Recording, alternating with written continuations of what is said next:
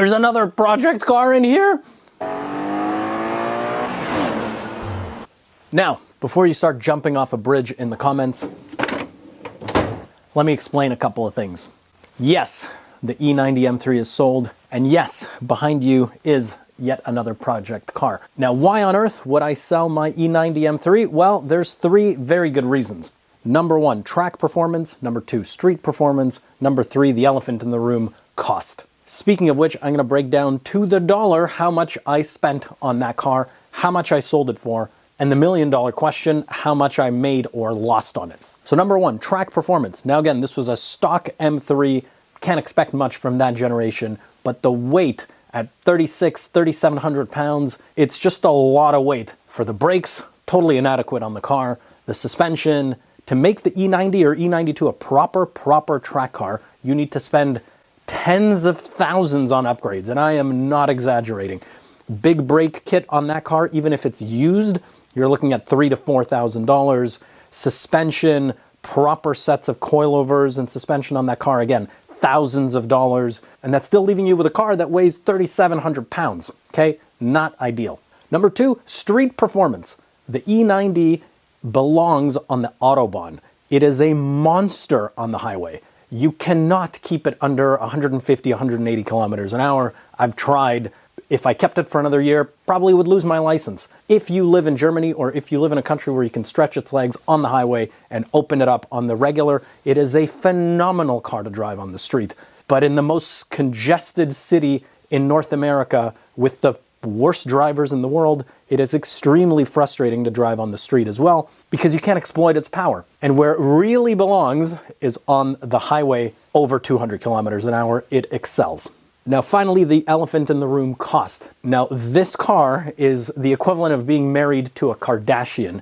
It will drain your wallet faster than you can say prenuptial agreement, okay? It is crazy how expensive the M parts, specifically the M parts for the E90, E92 chassis are. Case in point, this is a funny and sad story at the same time.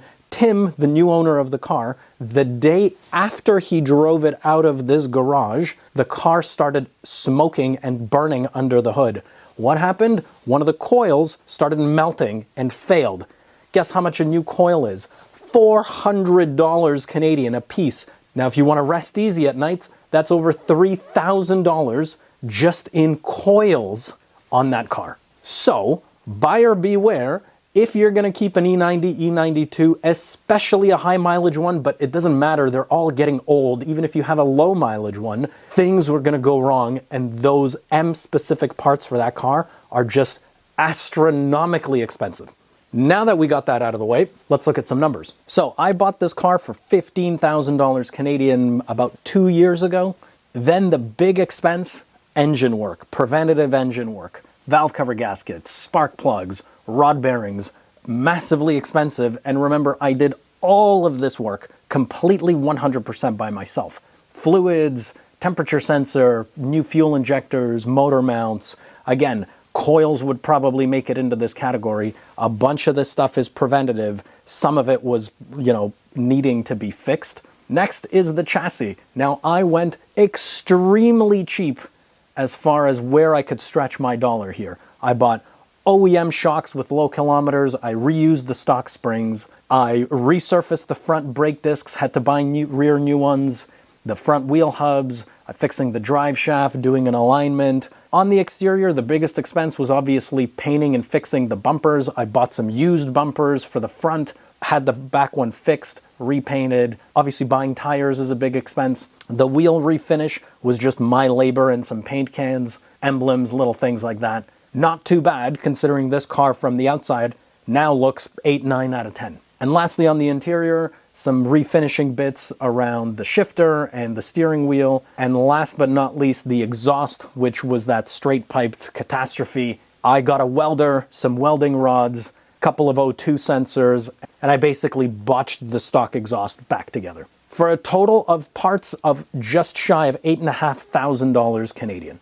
If I was paying for this labor, it would be $5,000 to $8,000 Canadian in labor. So, with parts and the cost of the car, I was into it just at over $24,000 Canadian. And the final sale price, my dear friends, $23,500, which for an M3 with just shy of 300,000 kilometers, I think is a pretty reasonable amount. So long story short, with the hundreds of hours that I put into this car and doing everything myself and being really careful, obviously not cheaping out on parts, but not going overboard, I still lost money. So if you go into an E90 or E92 thinking, oh, it's a flip job, I can fix it up and resell it, ain't gonna happen, amigo. Now as for what's behind here, well, you're just gonna have to wait and see.